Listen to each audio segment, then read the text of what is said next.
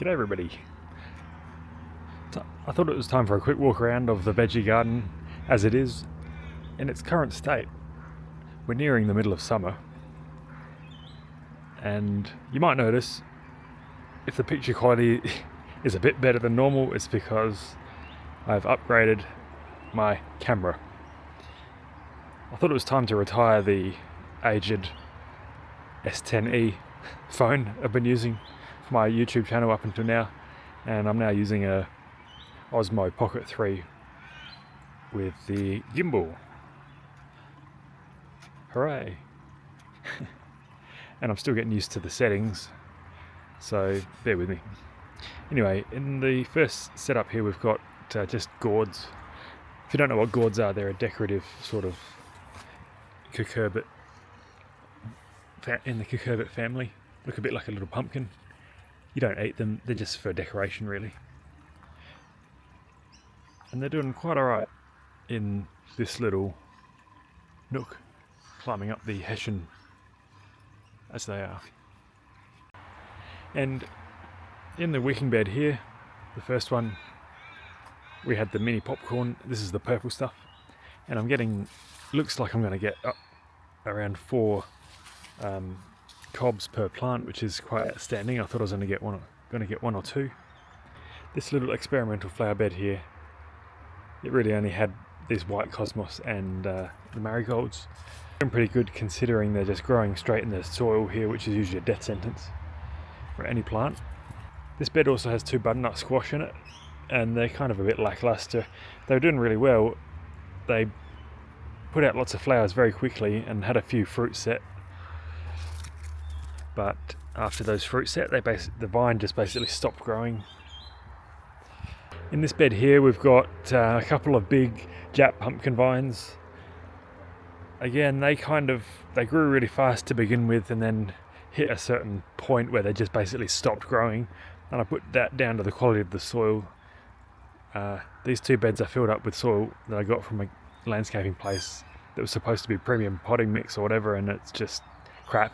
If you look at this basil plant here, look how weedy and small and insignificant that is. And then if you compare that to a basil plant over here, and this was planted out into this bed at the same time as that one was planted into that bed, and this one is 10 times more vigorous and healthy. So that soil definitely needs improvement. In here I've also got my 3 main rosella plants, and they didn't get as big as I thought they were going to. Again, I put it down to the soil, but we might still get 1 or 2 fruit calyxes off it just to get a taste of what it's actually like. And of course marigolds as well. In the third IBC wicking bed over here we've got the sweet corn, which is just about ready to harvest. And these plants are supposed to be 6 feet tall, and I don't think they're anywhere near that, so something's gone wrong. But still, we've got some decent cobs on there, and we've tried a few for dinner the other night. They are sensational. If you've never grown your own sweet corn, I highly recommend it. This stuff is delicious, but you only get 1 cob per plant. I've just got a few sorry looking tomato plants growing in there, and I should mention this wicking tub here. Got a couple of grosselis tomato plants which are absolutely thriving. If you look at the size of the leaves and how deep dark colour green they are, just sensational. I'm growing lemon balm for the first time this year. The slugs love it, and it's also growing a lot slower than I thought it would. It's supposed to be like in the mint family, so I thought it was going to grow as vigorously and as easily as this regular mint, but that's not the case. It's super slow. The strawberries, we've been harvesting strawberries basically all summer. Had many punnets of strawberries off of those, very tasty. That blue tub there, it's got mostly calendula in it. but also a couple of tomato plants in the middle. They'll come through later. Another rosella. This one's going to be too small to produce anything this summer. More lovely calendula. Can I even focus on that? I like the colour of this stuff, and it's supposed to have some herbal medicine properties as well, the flowers, so we'll see about that. Oh look. Lovely. Got a few more to harvest. If you remember, this large wicking bed here had 2 rows of carrots in it and a row of parsnips up the middle. So we've been having carrots for months now. They've just so many carrots, and there's still a few left up the end. The parsnips, we got a few amazing parsnips out of there, some not so amazing ones, but I will definitely grow them again, and I'll know what to do different next time. They were actually very tasty. Like nothing like, if you buy parsnips in the shop, they're nothing like the ones you grow at home. These ones, the smell was so strong. As soon as you pull them out, it's like a perfume hits you in the faces, and they taste equally as good. In here now I've just got tomato plants, some cherry tomatoes growing up strings, and groslis, which are doing quite well. Just coming into fruiting now. We're going to have some nice trusses of cherry tomatoes. This bed, this was the self-seeded tomato plant that was doing so well, and then something happened to it. I think the roots are either being attacked by beetles, or perhaps I overwatered it. When I was refilling the wicking bed, I let it go too far one day, and maybe that's damaged the roots. So now it's, poor tomato plant's looking very sick, but the fruits are still ripening on it, and they're very nice as well. Very good size. I mean, look at that. So overall, I think it will survive long enough to ripen all the fruit. And this section here had the potatoes in it last video. We harvested all those potatoes, got a great harvest out of that. Still eating them now, big bucket of potatoes, and now there's just green beans in there. Speaking of green beans, this one here, this is all one plant, believe it or not. Self-seeded, started growing around the same time as the tomato. And we've just not been able to keep up eating green beans. This thing has just been pumping them out so fast, and it's actually finally starting to slow down with the flowering now. There's a few less flowers around. The passion fruit vine is growing better than it ever has before, but I've seen about 1 fruit on this whole thing. I don't know what's up with it. It's growing in the ground, and I haven't given it any fertilizer, so we've got these masses of green growth, healthy green growth, and there's flower buds all over it, flowers, but they just don't get pollinated. If I want passion fruits, I have to hand pollinate every single flower. Yeah, the kookaburra thinks it's funny as well. The mandarin tree, this had flowers on it so thick that we couldn't see the leaves anymore, and as it does, it always puts an amazing display, and we're now getting just hundreds and hundreds of little green mandarins, just magnificent. The lemon tree, on the other hand, well, it also put on an amazing display of flowers, and it is also covered in many, many little green lemons, more than I've ever seen it have. And it looked great, dark green healthy leaves for a while there, but it's just starting to get some signs of deficiency again. I put it down to magnesium, so I gave it a foliar spray of Epsom salts the other day, waiting to see if that is having any effect. I don't know how long it takes, but maybe I have to do it again. And I've also been pumping in the liquid food down below.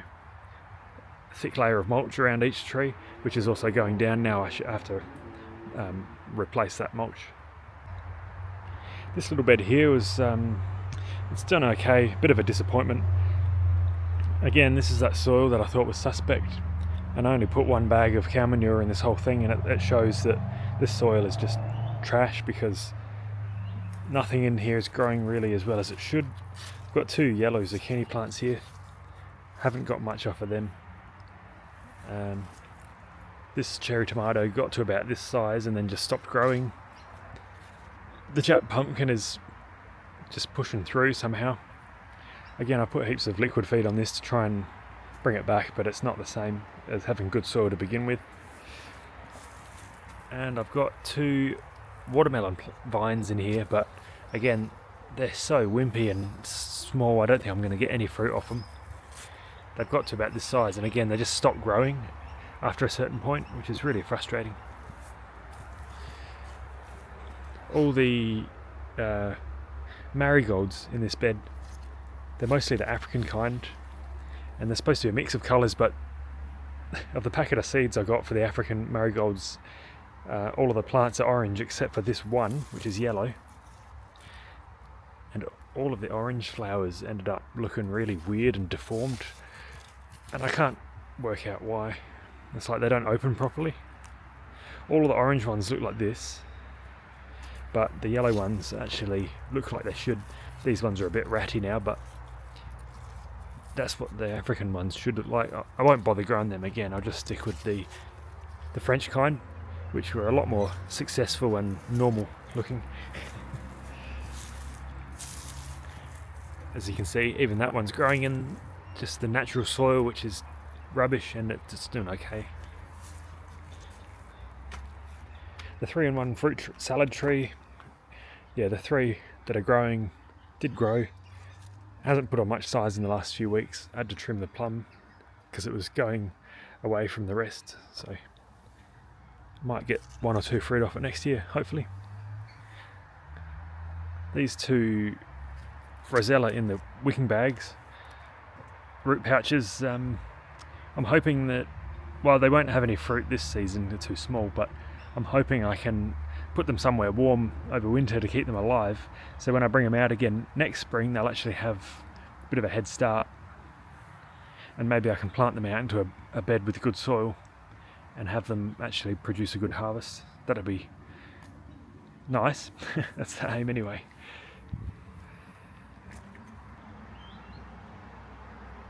The real success story of this year has been, so far, the melons here. This is like a honeydew sort of melon, rock melony sort of thing. It's a Spanish one called Piel de Sapo. First time I've grown it, and the only thing that this got that the other beds didn't get is great big handfuls of worm castings. I put a big handful like this about that far below each seedling when I've transplanted the seedlings. I know you're not supposed to transplant seedlings of cucurbits, but I have to here because if I grow seeds direct in the ground they just get chewed off by rats, which meant the seedlings took a long time to get going, but when they did, then they found that worm castings, they just exploded out across this Hessian trellis, and I've actually got 6 fruit set, and that's off of 5 plants, so one plant has got more than 1 fruit, which is nice. Usually on pumpkins, cucurbits, melons, that sort of thing, I only ever get 1 fruit per plant, and these ones are looking like they're just about ready, starting to change colour, which is pretty good. So yeah, these are just grown spectacularly well on this trellis. This root pouch here has yarrow in it, another herbal medicine thing, which I thought was also going to grow easily, but no, it's super slow. And a few more rosellas that have overflowed from the seedlings that I had.